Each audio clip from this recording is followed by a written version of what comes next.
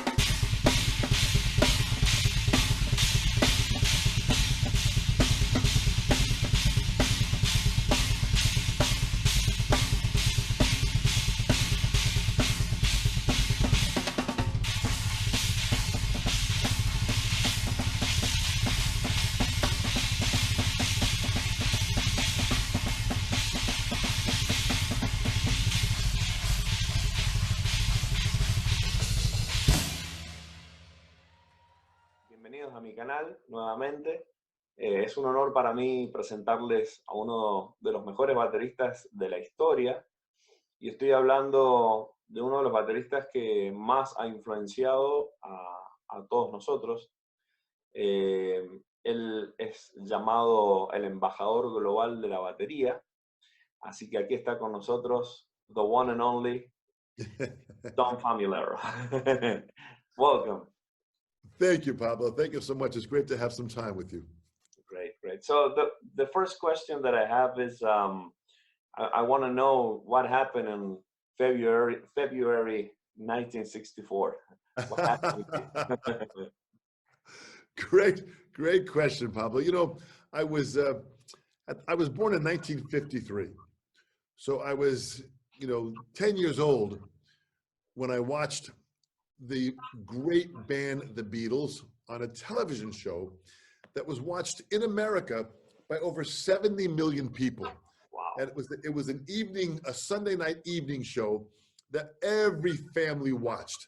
It was an entertainment show that had people that sang and danced and told stories and told jokes. And it was a wonderful evening. They called it a variety show. Well, when 1964 happened, February 9th, when that happened, and the Beatles came on, Pablo, this was magic at the highest level. This band played, and they just sucked you into the magic of music and the fun of playing music, and the songs they were singing were absolutely wonderful, positive, loving songs. Yeah. Now, at this time, what's important to understand in American history is that the November before, in November of 1963, we had an American president assassinated in Dallas, Texas, as I say, in the eyes of the world. Yeah. His head was blown off for everyone to watch. This was a shock that was hard to believe. Yeah. So as a 10-year-old child, to witness this was traumatic to witness that. So the entire country, and eventually the entire world, was very depressed. Yeah. This was a young, powerful leader that gave everyone hope and positive energy. To be assassinated that way was terrible. So November, the end of November, then into December. Now the Christmas time is here and everyone is terribly sad. January comes in now with a new year. We have a new president that's coming in. It was just a difficult time. And then the beginning of February, this band comes on this show and starts to play songs like, "All You Need Is Love." Yeah. "She Loves You, Yeah, Yeah, Yeah." I mean, this is "All My Loving." These were songs that were like so hopeful and so positive and so lifting. Mm. That's when I said, when I saw Ringo playing, I said, that's what I want to do. Yeah. Awesome, awesome. When you were a child, you were very afraid of speak. That's what I heard, And did the music help you with your speaking problem? Boy, another great question, Pablo. As a young child, I had a stammering challenge that I would stutter my words. And when a young child stutters, and what the stutter is where you cannot express yourself. That's what I had terribly. Wow. So I realized if it was difficult to speak, it was best that I just did not speak. And at that time, that's when we heard the Beatles play.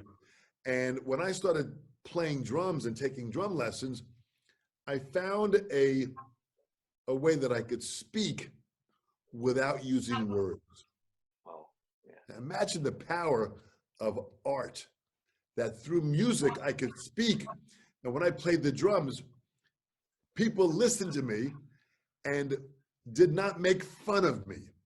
When a child stammers, the other friends, "Oh, he can't speak. Oh, how stupid he is. Oh, his brain doesn't work. This guy's sick." They are terrible in how I felt I was treated. But with my music, when I played the drums, everyone stopped and listened. Yeah. That was the power of music.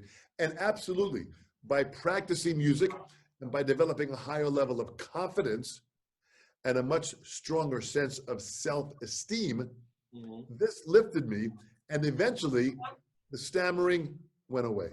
Let's talk about your influences. What are your main influences on drums? Well, it started with Ringo, and after I heard Ringo play, and it was real fun. My two older brothers played guitar and bass. My younger sister played piano, and we put a band together. So now I've got this band together. We're playing in this band, and it was just great to be able to experience playing music. So we played Beatles songs. And at that time we played, it was just so much fun to play all these songs. And then at about the age of like 14, I went to a concert and I heard Buddy Rich and his big band. No. Pablo, it was like my head exploded. I said, what the heck is this guy doing? He took the drums to a whole nother level of playing. The intensity, the excitement, the technique, the big band music. I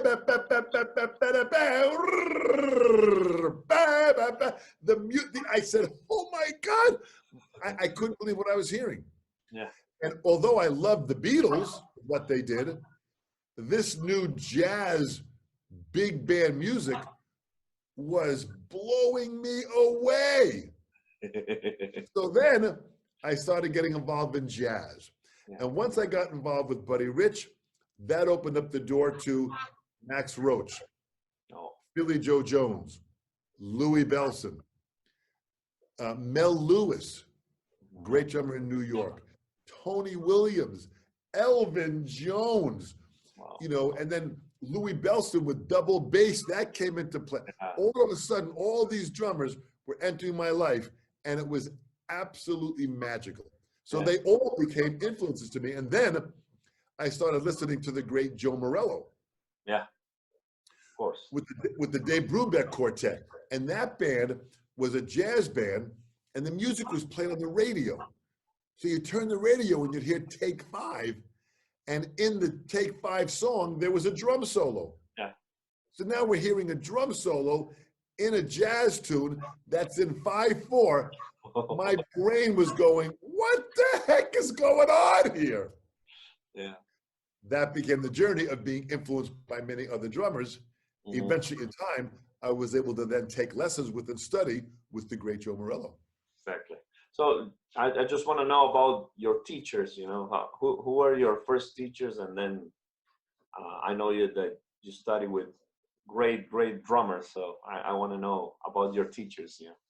You know, thank you. The journey of education for me is really an important part of what I feel is the value of my life, because I trusted other people to educate me and inspire me.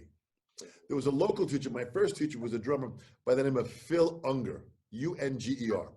Young guy in the area teaching at a music store. I went in there and he showed me how to hold the sticks and just some basic beats.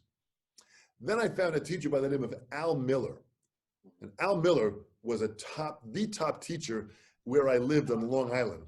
So when I was able to finally go and take some lessons with him, that opened my mind onto different drumming books and different rudiments and different styles of playing: rock, jazz, Latin, funk, blues, this was bebop. All this was like, whoa. Then I met up with another teacher, Charlie Perry. Charlie Perry was a wonderful small group drummer who played with Benny Goodman for many years. Al Miller, my teacher, played big band with many top big bands.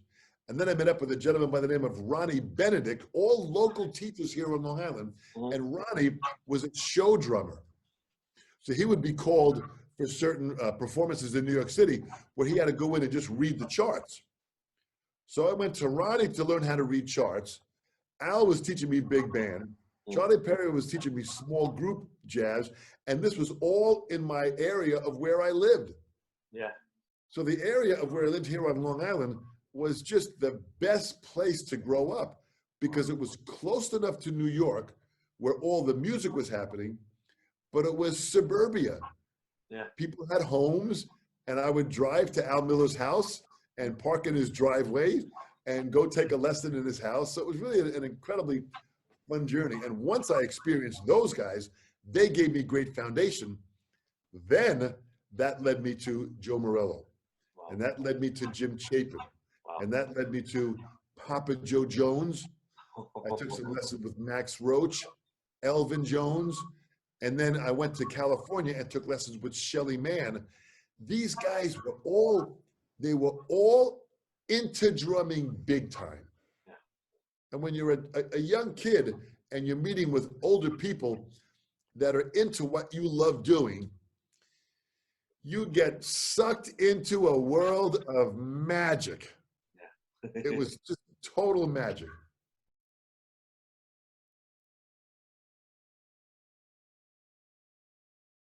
I just, want to know if you can tell us the story of Jim Chapin when he was on the hospital on July the 3rd. Yes, I mean, Jim was, as all of my teachers, very special in very different ways. Jim was always a dedicated student to learn. And he was always practicing and playing on a practice pad. And his book that he wrote, Advanced Techniques for the Modern Drummer, is still the #1 selling drum set book in the world. True. Yeah. And it's sold in every country. It's an amazing book. And in 2009, I would go down when Jim became ill. He was 89 when he passed away. So the year or two before he started getting ill. And when he moved down to Florida, and where I live on Long Island, there's a little airport here that had a direct flight from this airport to the town that Jim was in the hospital. It was called Fort Myers is the name of the town. So the flight was from Long Island to Fort Myers. And it was not an expensive flight. So I would go there once a week and fly down there and spend the day with Jim and then fly home. We had great times together at those times, just great memories. But Jim was always practicing. And he would have a pad in the room, in his hospital room, and he'd practice the whole time. He'd practice. So now I would visit him once a week. I would go there, and I also took over helping him to sell his book. So when I would help sell his book, I would get the money from the book publisher, and I would bring the money down to Jim and tell him how the book was doing. And he was so happy to get those news. It was so exciting. So each time I would go to visit him, he was getting much more ill in the process. So on July 3rd of 2009, I fly down to Florida. And by this time, the hospital people knew me very well. I was there every week. They knew me. Hello, Mr. Famularo. Hi, Dom. This is great. So I walk in the front of the hospital. And as I walk in, Jim's doctor was there at the front desk. And when I walked in, he turned to me, he said, boy, Dom, it's great that you came here today. I was just up visiting Jim, and he's not doing well, and I don't think he has much time left. I said, oh boy. I said, well, I knew this was going to come. Jim was already 89, and I said, well, I'm going to go up and see him. And the doctor said, well, come on, I'll go up with you. He said, but he's not doing that well. He said, okay. So we get in the elevator, and we were both very quiet. I was just kind of, thinking of my memories of Jim, and the elevator kind of goes up and the doors open up. And as the doors open up, I hear someone playing a practice pad. Pablo, it sounded like a 20-year-old kid on a practice pad playing ferociously. And I'm going, holy mackerel. I turned to the doctor and I said, boy, there must be one of Jim's students in the room that is playing for Jim. The student sounds fantastic. Let's go see who it is. We walk in the room. I'm next to the doctor, and it's Chapin. He's sitting up in the bed. He's got the pad on his lap, and he's playing. Playing big rolls. It was like, I said, Jesus. I turned to the doctor and I hit him. I said, hey, this is a guy that's almost dead. I said, I wish my hands were that good. The doctor was in shock. So I walked over to Jim, and like I did every time when I said hello to him, I kissed him on his forehead. I said, Jim, what are you doing? And he looked at me, he said, he used to call me FAM, F-A-M. He goes, FAM, I'm practicing. He said, and I'm feeling my left hand getting a lot better.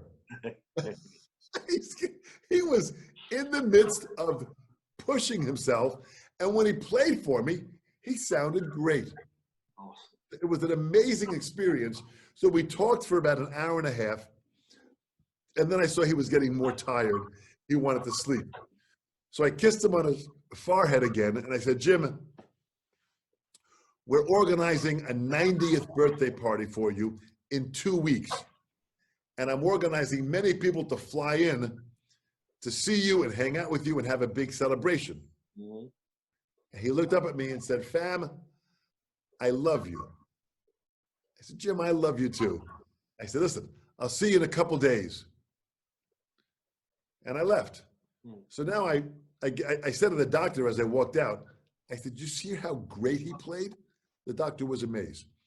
I left the hospital, got back in my car, drove back to the airport, took the flight home, got home that night. I told my wife the story. And the next morning, I got the call early in the morning that Jim had passed away. And he passed away on July 4th. Now, July 4th is an important day in American history. Independence Day. It's Independence Day. Yeah. So we used to call Jim, in the drumming world, the father of independence, because he wrote the best independence book that is still sold today. So Jim was the father of independence who died on Independence Day. And interesting enough too, I had asked Jim during that meeting on July 3rd, I said, because Jim was a very well-read person. He read many books, he loved reading. So I asked Jim, do you have a favorite writer? Who are your favorite writers? Your favorite authors? And he looked at me and he said, Thomas Jefferson and John Adams. I said, Thomas Jefferson and John Adams. Those were founding fathers in America. And Thomas Jefferson wrote the Declaration of Independence. And John Adams helped in writing the American Constitution. Mm-hmm. And I said, why those two guys? He said, because they wrote documents that today are as alive as when they were written over 200 years ago. Yeah. So I said, Jim, it's kind of like your drum book. He said, yeah, that you wrote a document back in 1948 when the book was published. And to this day, 11 years after Jim has passed away, his book is still the #1 selling drum set book in the world for young drummers to learn independence. Exactly, yes. So in America on July 4th, what I found out that was amazing is Thomas Jefferson and John Adams both died on July 4th. Wow. 50 years after the signing of the Declaration of Independence. It was in 1776 when they signed that document, and they died in 1826. Mm-hmm. 50 years later, they both died on the same day. Wow. So it's almost like Jim was giving me a message. Mm-hmm. And the next day, when Jim passed away, I said, my gosh, he died on July 4th when his two favorite writers passed away. It just became so amazing that it was extremely inspiring.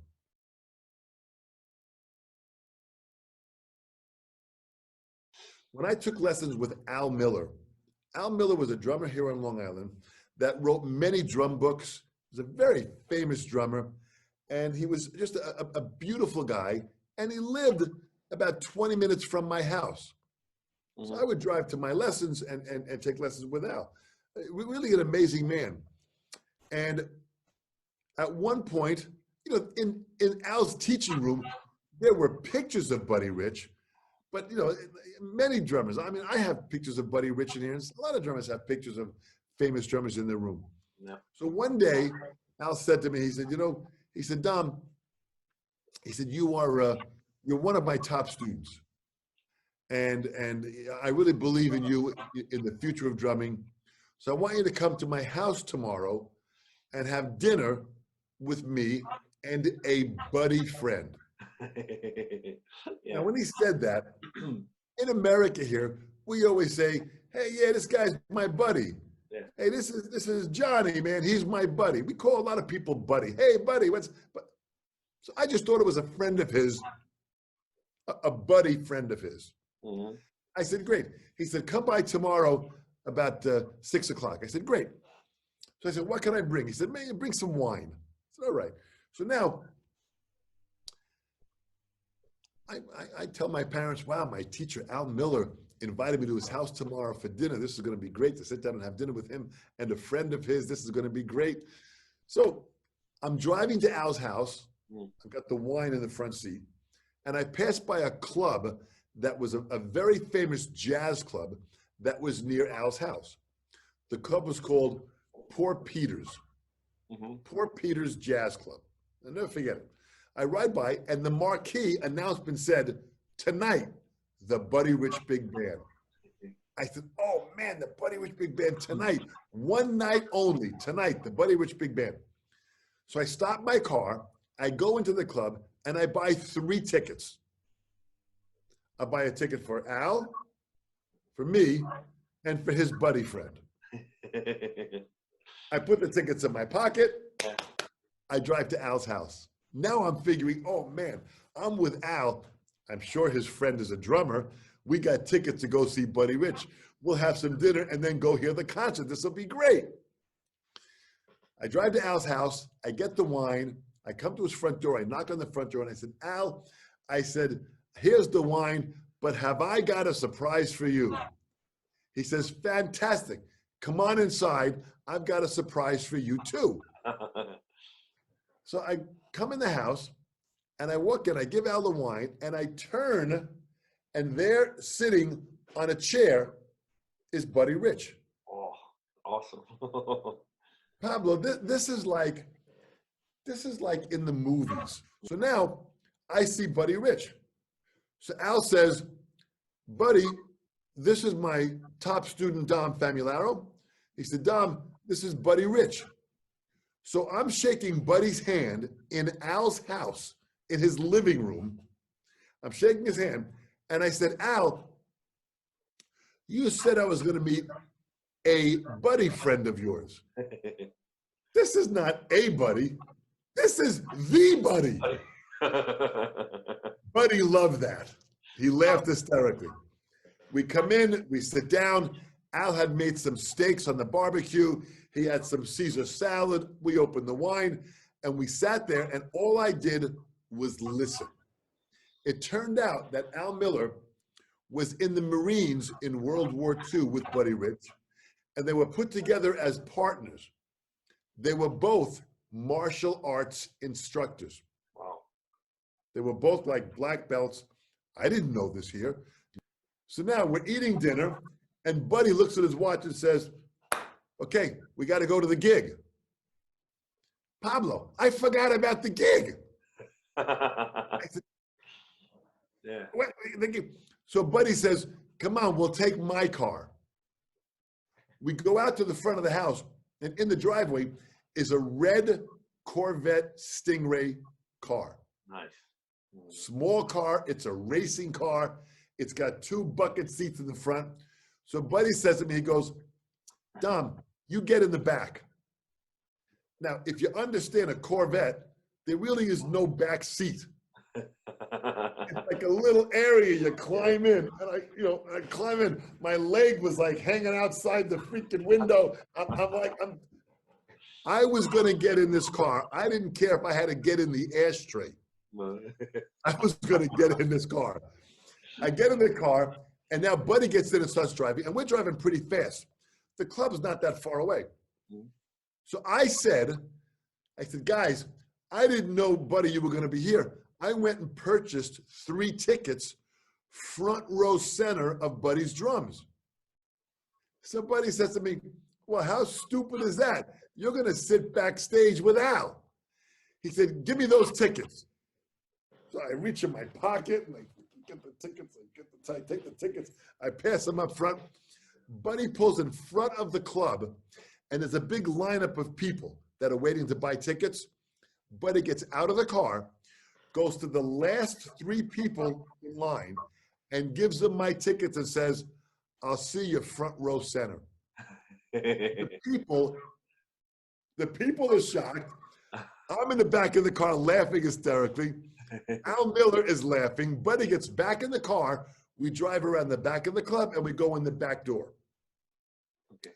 Buddy takes out 2 folding chairs, puts them on the side of the stage where his drums are, behind the curtain, and says, guys, have a seat here. I'll catch you guys after the show. I'll drive you back home. Oh. And he walks away. This was my introduction to Buddy Rich. Now, what's amazing, when you go to a Buddy Rich concert, at that time, backstage were all the best drummers and people in the world. Yeah. And I always say there were 3 types of people, Pablo. There were all the top drummers. So backstage, that's where I met Max Roach, Elvin Jones, Carl Palmer, Joe Morello, Chapin. Everybody was backstage at a Buddy Rich show. Whenever Buddy was in town, all the drummers came in. They wanted to hear Buddy. So the first kind of people were all the drummers. The second kind of people were all the band leaders. So backstage, I met Stan Kenton, Count Basie, Duke Ellington, Benny Goodman. It was amazing. All the different people, the most famous band leaders, Maynard Ferguson, they all were backstage because they wanted to hear Buddy. Yeah. The third kind of person were all the famous actors and Hollywood people. Mm-hmm. Frank Sinatra, Dean Martin, Jerry Lewis. Wow. Jerry Lewis, the famous comedian, Yeah. was Buddy's daughter's godfather. And Jerry Lewis was a good drummer. Yeah. Yeah. It's true. So all these people would be backstage. So, you know, that's when I first met Frank Sinatra. Mm-hmm. I mean, Sinatra, this guy, it didn't get any bigger than Sinatra. Yeah. And he would be backstage watching Buddy Rich play. Wow. Amazing. These were really amazing, amazing times, amazing memories. Incredible. Incredible.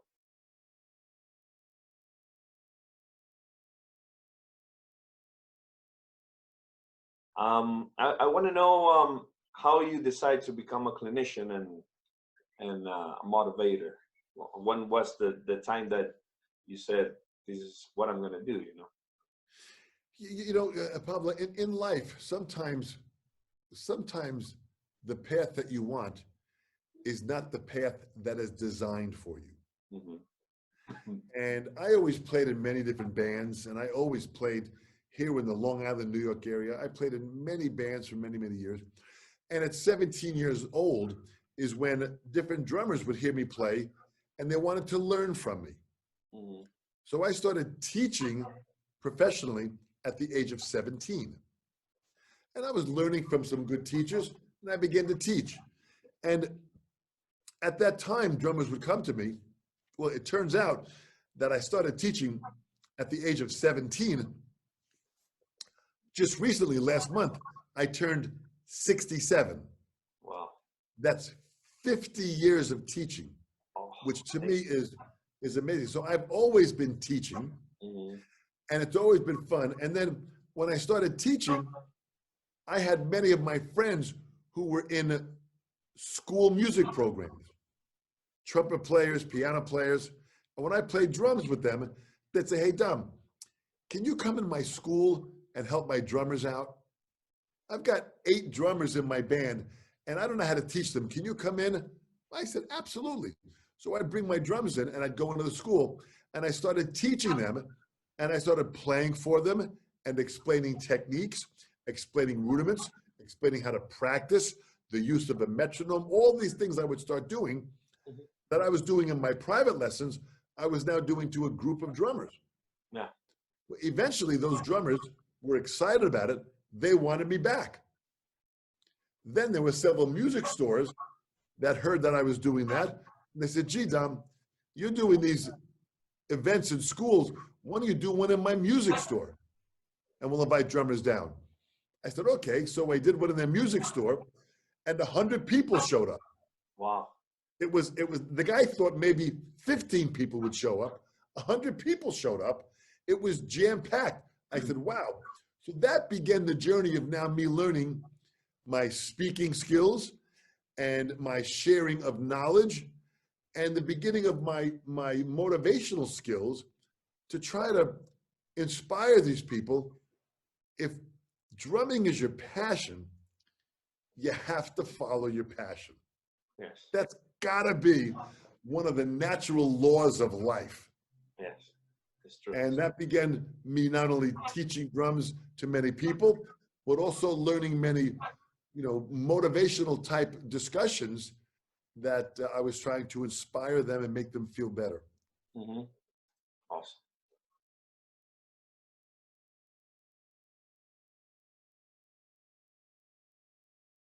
I have a question for many drummers here in Argentina. How can they get in touch with you and start taking lessons, drum lessons? Where do they have to go? Oh, this is a great question. On my website, which is domfamularo.com, I've got my direct email address, and I even have my direct cell phone number on my website. Mm-hmm. I tell people they can contact me directly by email. They can call me. They can contact me. I've got Facebook. I've got a fan page on Facebook. They can go and join my Facebook page. They can message me on Facebook. I have an Instagram page. They can go to Instagram and contact me on Instagram. I have WhatsApp. I've got Skype. I've got freaking Zoom. I've got more things, Pablo. I don't know what the hell I have, but I have it all. Yeah. Of course. They can contact me, and I organize the lessons, and I want to share it with everybody. I want to really be able to have that level of understanding. On my website, when you go to domfamularo.com, there's a tab that says free downloads. Okay. And the free downloads, I have several documents that people can download free just to have. Mm-hmm. And one of the documents is this document. Okay. It's called the Drum Teacher Lineage. Okay, great. Right? And this is Billy Gladstone, mm-hmm. George Lawrence Stone, and Sanford Moeller. Mm-hmm. Gladstone taught finger technique. Stone taught wrist technique and the rebound. Mm-hmm. And Moeller was the arm and the whip. Exactly. Well, I never met them because they all died mm-hmm. in the 1960s. 1971, I was 18 years old, just beginning my learning process. Mm-hmm. So my question was, since I cannot learn from these guys because they passed away, who were their best students? And that took me to Shelly Mann, mm-hmm. Joe Morello, and Jim Chapin. Exactly. Down here was Al Miller and Charlie Perry and Ronnie Benedict. So all these people were the people that I was able to gather the information of these three great teachers. And I think I'm the only person alive that has taken lessons from the three best teachers, best students. Exactly, yes. Morello, Jim Chapin, and Shelly Mann. So this information, I just want to share this with everyone because I don't want this information to be lost. Mm-hmm. And someone said, well, gee, Dom, why don't you just put this on the internet? And I have a lot of it on the internet. But when you're learning this from an individual person and you're learning the skills of this technique, it really is a very pure way of knowledge being passed along. And that's why I want to try and keep this going as long as I can, with my health being the best it can be.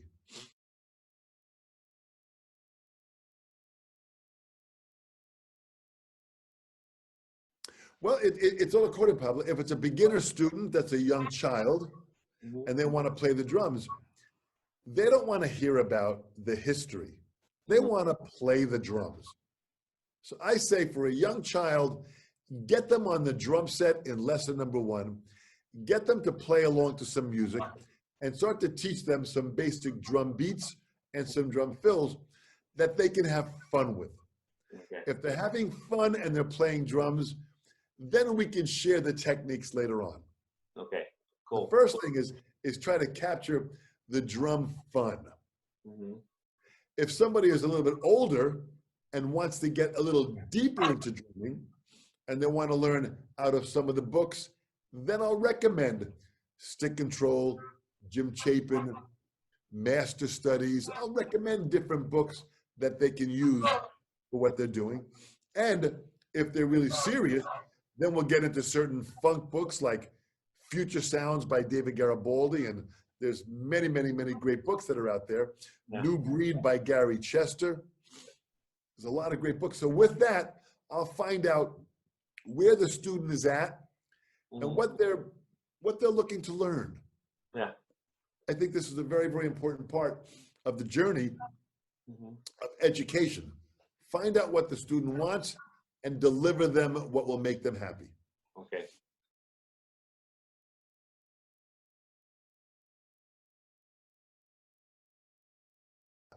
This is the last question, and I want to know, what are the plans for the future, you know, of music or teaching also? What are your plans? Well, thank you, Pablo. You know, I'm in my studio now, and I've got all these drums here, and I've got so much stuff. I'm going to continue teaching privately.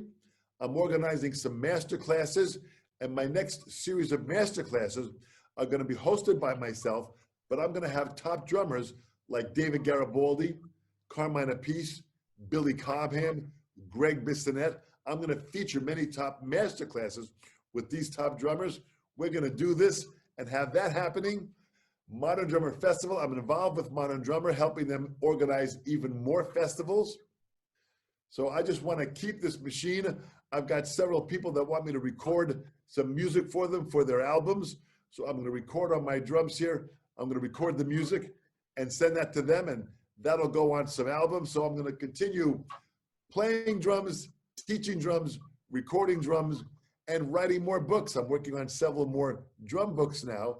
So to me, there is still an incredible future and energy in this great art form.